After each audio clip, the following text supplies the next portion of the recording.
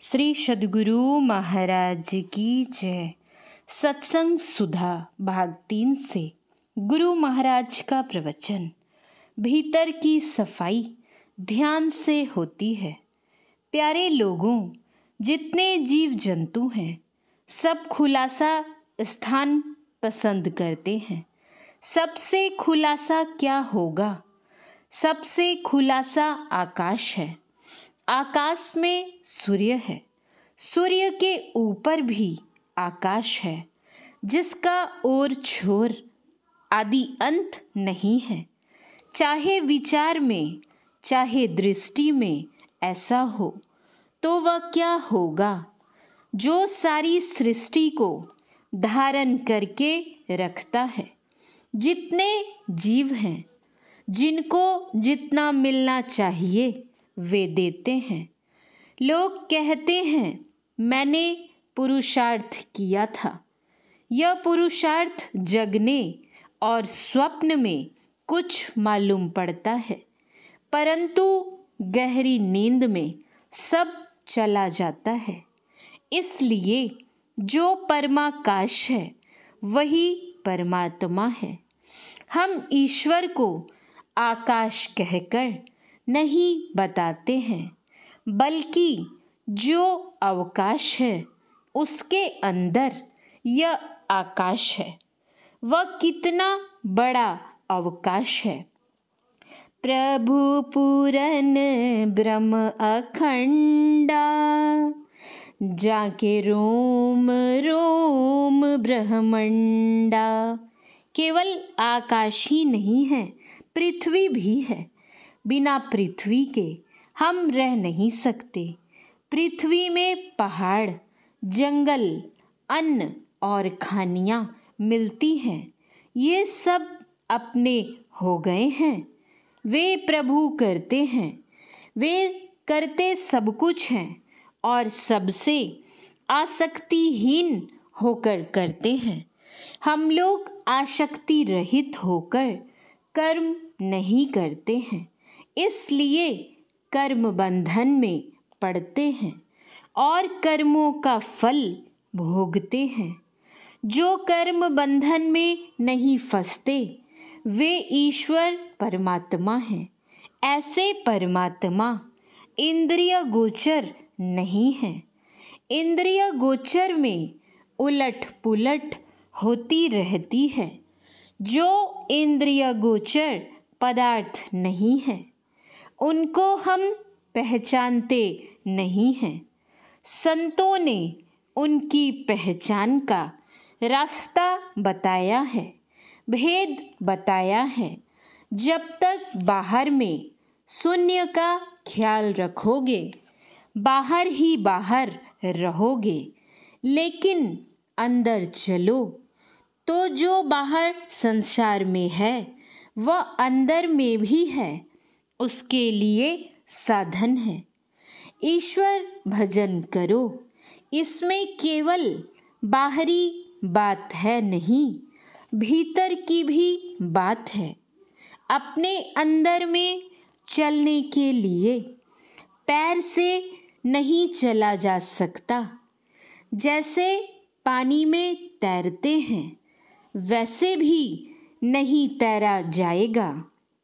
इस शरीर में मन बड़ा बलवान है।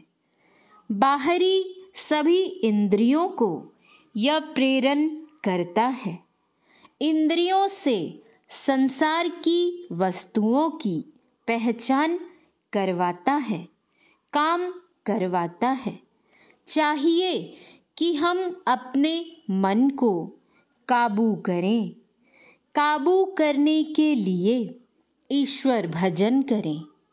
केवल ईश्वर का बाहर में गुणगान ही नहीं, इससे ईश्वर की महिमा का ज्ञान होता है। अंदर में चलने पर महिमा की भी जानकारी होती है और उनके स्वरूप की भी जानकारी होती है। संतों ने भीतर भीतर चलने के लिए कहा है। बाहर में शरीर को पानी, आदि से साफ करते हैं और भीतर की सफाई ध्यान से होती है। जो मूर्तिमान है उनका ही ध्यान नहीं, बल्कि जो मूर्तिमान नहीं है उनका भी ध्यान। जहाँ तक देखने के लिए है वहाँ तक दृष्टि के अभ्यास से देख सकते हैं। स्थूल और सूक्ष्म को दृष्टि से देख सकते हो, लेकिन यह सीमित है। जो असीम है उसको नहीं पहचान सकते। मन बुद्धि से उसकी पहचान नहीं होती है। मन बुद्धि से परे जो चेतन धार है उसको लगाना है, जो दृष्टि से देखी नहीं जाती है। उसका यत्न गुरु से जानना चाहिए। परमात्मा से जो चेतन धारा निकली है वह उसी में समा जाती है। वह इतनी पवित्र हो जाती है कि किसी प्रकार मैल नहीं लगती। वह निर्मल तत्व में लीन हो जाती है। संतों ने कहा, पहले मन से जप करो, फिर मन से ध्यान करो, फिर दृष्टि से देखो। तेजो विंदु परम ध्यानम विश्वास्वतम हृदय स्थितम, अर्थात हृदय स्थित विश्वात्म तेजस स्वरूप बिंदु का ध्यान परम ध्यान है। इससे दिव्य दृष्टि खुलती है, दिव्य शब्द मिलता है। दिव्य शब्द मिलने पर वह उसमें डूब जाती है जहाँ से यह धारा निकली है। चेतन धारा में गूंज होती है। उस गूंज व शब्द को पकड़कर परमात्मा तक जाते हैं। पहले मोटा मोटी ध्यान, फिर सूक्ष्म ध्यान, ज्योति ध्यान, फिर नाद ध्यान।